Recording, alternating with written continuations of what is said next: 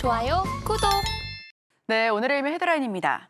여름 휴가철 앞두고 날아오른 항공주, 화물 기대감도 솔솔 헤드라인 풀어주실 분이죠. 헤르메스 스타 김시은 팀장 함께합니다. 어서 오세요. 네, 안녕하세요. 네, 휴가철을 맞은 7월 첫날 항공주가 줄줄이 상승폭을 확대하고 있습니다. 티웨이 항공은 7% 넘게 올랐고요. 대한항공도 1% 넘는 강세로 종가 형성했는데 헤드라인 풀어주시죠. 일단 어제 같은 경우에 주도주의 부재로 인해서 좀 이제 그동안 많이 쉬었던 종목군들의 강세 흐름들이 나타난 것이 아닌가라는 생각을 하고 있습니다.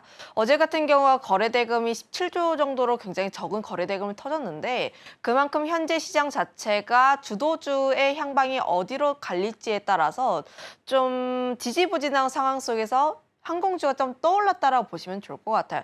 특히 7월부터는 어닝 시즌에 들어가다 보니까 앞으로의 실적이 얼마나 잘 나오는 기업이 무엇인지에 따라서 좀 갈릴 수 있는 상황들. 그런데 항공주 같은 경우에는 2분기 대표적인 비수기입니다. 그동안 2분기 실적 안 좋을 것이다. 특히 관련했을 때 뭐 고환율이라든지 고유가 피해 섹터이다 보니까 이런 점들 다양한 요소들이 주가의 하락을 견인을 했고 그로 인해서 낙폭이 굉장히 과하게 나왔던 섹터라고 보시면 좋을 것 같은데 다만 지금 이런 요소들 같은 경우에 우려가 굉장히 과했고 오히려 앞으로의 성수기 시즌 그러니까 여름부터 여행을 굉장히 많이 가잖아요. 앵커님도 이제 여름 휴가 좀 계획하셨을 것 같은데 좀 이제 썩썩 날리시는 거 보니까 네. 계획이 없나 보네요. 혹시 우리 팀장님 휴가 계획 있으실까요? 저는 이제 제주도나 이런 데 좀 예정하고 있는데 좀 이제 저희 같은 사람들은 좀 이렇게 가까운 데 가긴 하는데 예. 주변 분들 보시니까 해외여행 굉장히 많이 가시더라고요. 그래서 여름 여행 맞이해서 다시 한번 항공주를 또 볼 필요가 있지 않을까. 물론 2분기 실적에 대해서는 의견이 굉장히 분분한 상황들입니다. 시장의 기대치를 하회할 것이다 혹은 상승할 것이다 이야기가 굉장히 다양하게 나오고 있는데 다만 상반기 대비했을 때는 YOY 대비했을 때 상승할 가능성이 굉장히 높다라고 보시면 좋을 것 같고 2분기 같은 경우에 원래 버리고 가는 실적이라고 보시면 좋을 것 같아요. 작년 같은 경우에도 실적이 잘 나올 것이다 생각했지만 그렇게까지 잘 나오지 않았고 다만 이 부분 같은 경우에 주가에 반영을 한 상황들 그와 대비했을 때 1분기 같은 경우가 분기 최대 실적을 달성을 했기 때문에 상반기 전체 실적으로 눈을 돌리게 되었을 때는 오히려 증가할 가능성이 높다 보니까 오히려 이 부분 같은 경우에 대해서 우리가 조금 더 초점을 맞춰볼 필요가 있지 않을까. 거기다가 더해서 현재 항공 쪽에서 관심을 많이 가지고 있는 요소가 화물에 대한 물동량 자체가 늘어나고 있다는 부분이라고 보시면 좋을 것 같은데 지난주, 지지난주 계속 이슈가 되었던 게 SCFI 지수 계속 강하게 올라오고 있어요. BDI 지수도 전고점 뛰어넘으려고 하고 있습니다. 그동안 이제 해상운임 관련했을 때 지난해 11월까지 같은 경우가 1000단위에서 좀 놀았다면 이제는 3,500을 뛰어넘었다는 거예요. 현재 물동량 자체가 작년 대비했을 때 3배가 넘게 상승한 모습들이 나와주고 있어서 이런 물량 자체가 화물에 대한 부분들, 특히 항공 화물에 대한 부분들까지 좀 영향을 많이 미칠 가능성이 높다 이렇게 보고 있습니다.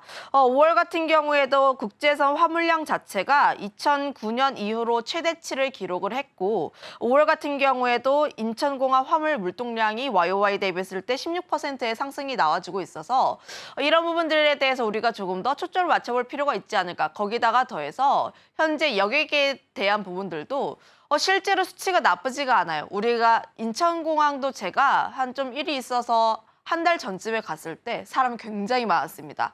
항공주 왜 안 움직이지 할 정도로 사람이 굉장히 많았는데 다만 이런 점들을 감안을 해보면 Q 쪽에서의 증가량이 계속 나와주고 있어서 저는 여전히 지금 데이터 자체는 견조하게 나오고 있다는 점에 대해서 우리가 조금 더 초점을 맞춰볼 필요가 있지 않을까라는 의견 드려보도록 할게요. 네, 그동안 항공주 같은 경우에는 고환율과 고유가에 대한 피해가 막심했습니다. 다만 다시 한번 지켜봐도 좋을 섹터로 떠오르고 있는 모습인데요. 특히나 여름철 성수기를 앞두고 점점 기대감이 올라오고 있는 분위기입니다. 자, 그럼 대형 항공사도 대형 항공사지만 그동안 피해를 많이 받았던 게 LCC였잖아요. 저비용 항공사 측은 어떻게 보실까요? 사실 LCC 같은 경우에도 좀 탄력적이긴 한데 다만 LCC 같은 경우에 저는 좀 보수적으로 보는 입장이라 보시면 좋을 것 같고 다만 그 안에서도 개별적인 이슈가 있는 종목군들에 한해서는 좀 접근이 가능하다라고 보고 있습니다. 특히 항공주라는 특성 자체가 성장 섹터는 아니에요. 지금 같은 경우에는 실적이 잘 안 나올 것이다라는 굉장히 다양한 우려들이 나오면서 주가의 하락이 나왔지만 좀 앞으로의 뭐 성수기 시즌이라든지 혹은 매크로 지표 이런 다양한 요소들을 체크를 해서 바닥에 샀을 때 한 무릎이나 한 허리 정도에서 파는 전략을 취해보는 게 낫지 않을까라고 보고 있는데 지금 날아오르게 할 모멘텀이라기 보기보다는 제가 앞서서는 좀 굉장히 긍정적인 이야기를 했습니다. 앞에서 화물에 대한 물동량 증가하고 있고 여객 같은 경우에도 굉장히 견조하게 나오고 있어요. 그러면 사람들은 그럼 지금 항공을 사야 되나? 그러면 중장기로 봐도 되는 건가? 3분기 실적을 기대하다 보니까. 시간이 궁금하죠. 그런데 저는 그렇게까지 길게 볼 필요는 없고 좀 단기적인 타이밍을 잡아볼 필요가 있지 않을까라고 보고 있는데 아무래도 지금 앞서 이야기를 했던 것처럼 고유가와 그리고 고환율 쪽에 대해서 우리가 조금 더 초점을 맞춰볼 필요가 있다라고 보여지고 있어요. 특히 지금 항공주 혹은 여행사 같은 경우가 매크로적인 요소에 따라서 실적이 아무리 잘 나오더라도 좀 좌우가 되는 경향이 굉장히 다르다라고 보시면 좋을 것 같은데 이런 점들을 보게 되었을 때 LCC 같은 경우에는 단기적인 관점에서 접근을 해보시면 좋을 것 같습니다. 지금 현재 항공주들의 수급이 좀 들어왔을 때 좀 단기적으로 보시는 관점이 맞을 것 같다라고 보시면 좋을 것 같고 그다음에 제가 키워드로 고환율과 고유가로 잡아봤는데 이 점에 대해서 우리가 조금 더 봐야 할 필요가 있다라는 점. 특히 항공 같은 경우가 좀 항공유가 여행 영업이익의 약 30% 정도 차지하고 있고 그리고 항공은 리스를 하는데 리스하는 데 있어서 고환율에 대한 부담감이 어느 정도 존재하다 보니까 실제로 영업이익에 피해가 가는 매크로 지표라고 보시면 좋을 것 같아요. 그러면 가장 중요한 것은 현재 유가가 얼마나 더 유지가 될 것인지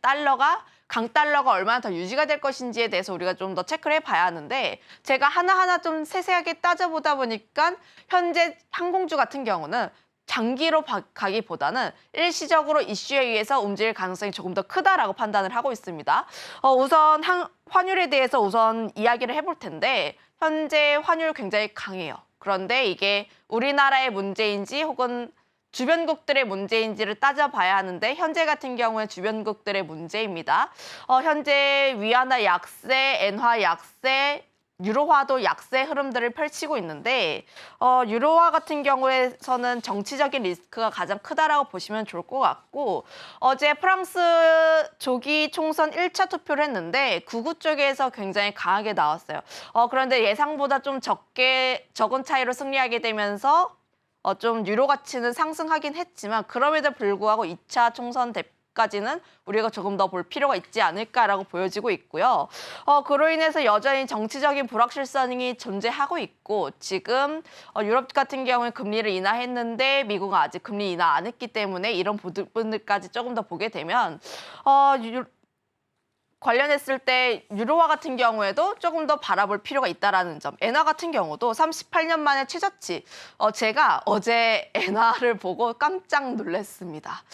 제가 이 엔화가 이렇게까지 싼 적이 있을까 싶을 정도의 가격 하락이 나왔는데 현재 지금 일본 정부에서 방어를 하고 싶어도 강하게 방어를 하지 못하고 있는 상황들. 그러면 가장 중요한 것은 국채 매입 규모를 언제 줄이는지 여부가 가장 중요하다라고 보시면 좋을 것 같은데 6월에 좀 기준금리는 동결했지만 채권 매입 축소에 대해서 논의를 했고 이번 7월 말 회의에서 구체적으로 논의를 할 가능성이 굉장히 높습니다. 다만 그 전까지 좀 당장 엔화를 방어할 생각은 그렇게 없다라는 측면에 있어서 현재 엔화 같은 경우에는 좀 아직까지 약세의 흐름들을 펼칠 가능성이 높다라고 보시면 좋을 것 같고, 그다음에 위안화 같은 경우에도 좀 위험하다라고 보시면 좋을 것 같은데, 관련했을 때 현재 우리나라 같은 경우 위안화의 연동이 굉장히 많이 되는 부분이라고 보시면 좋을 것 같은데, 현재 국채를 매입하려는 현상이 굉장히 강하다 보니까 결국 유동성 자체가 많아지게 되면은 위안화가 공급이 증가하게 되고, 그로 인해서 약세 흐름들이 펼치게 되면서 우리나라 원화 가치에도 좀 영향을 끼칠 가능성이 굉장히 높다라고 보시면 좋을 것 같아서, 강달러 같은 경우에는 당분간 추가로 이어질 가능성이 높다라고 보시면 좋을 것 같고, 유가 같은 경우에도 현재 계절적인 원유에 대한 수요 증가가 나타나는 시기입니다. 여행 시즌이기도 하고 난방에 대한 수요 자체도 늘어나는 부분들, 특히 허리케인에 대한 리스크 자체가 증가하다 보니까 수급적인 측면 자체에서 타이트할 가능성이 굉장히 높은데, 다만 미국이라는 대선 변수가 있다라는 거죠.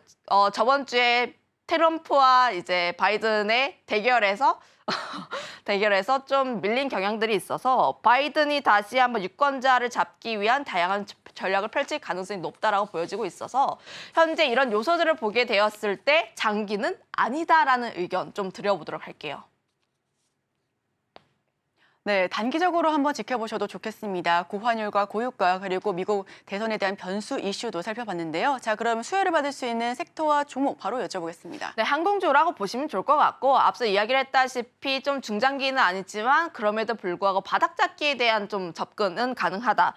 다만 유가라든지 환율 같은 매크로 변수를 좀 파악을 했을 때 추세가 강하게 이어질지 여부는 우리가 좀 확인해 볼 필요가 있어서, 개별적인 이슈가 있는 종목군들에 한해서 접근은 가능하다라는 판단을 갖고 있는데, 대표적인 종목이 티웨이 항공입니다. 어제 같은 경우도 강한 상승 흐름들이 나왔는데, 개별적인 이슈가 2대 주주가 바뀌었어요. 2대 주주가 바뀌었고 지분 약 15% 정도 가지고 있는데, 나머지 11%에 대해서도 콜옵션을 보유할 수가 있습니다. 이것이 왜 중요하냐라고 보면은 이들이 매입을 했을 때 매각 단가가 3,290원. 그런데 어제 전일 종가 기준으로 했을 때 2,700원대이다 보니까 현재 매입을 한 그 주체가 지금 기업 가치를 굉장히 크게 보고 있다, 프리미엄을 주고 있다라는 뜻으로 해석을 해보시면 좋을 것 같아요.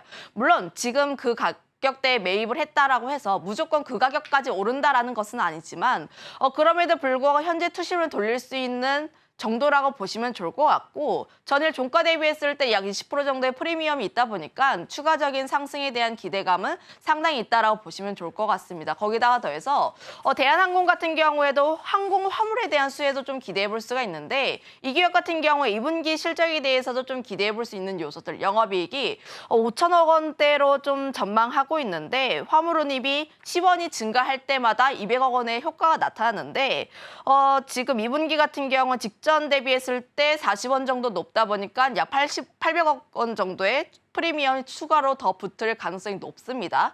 거기다가 더해서 LCC와는 다르게 계절적인 편차가 크지 않아서 실적에 대한 기대감, 거기다가 3분기에 대한 성수기 효과까지 기대를 해본다면, 저는 LCC보다는 현재 접근을 한다면 대한항공이 조금 더 낫지 않을까, 이런 이야기 드려보도록 할게요.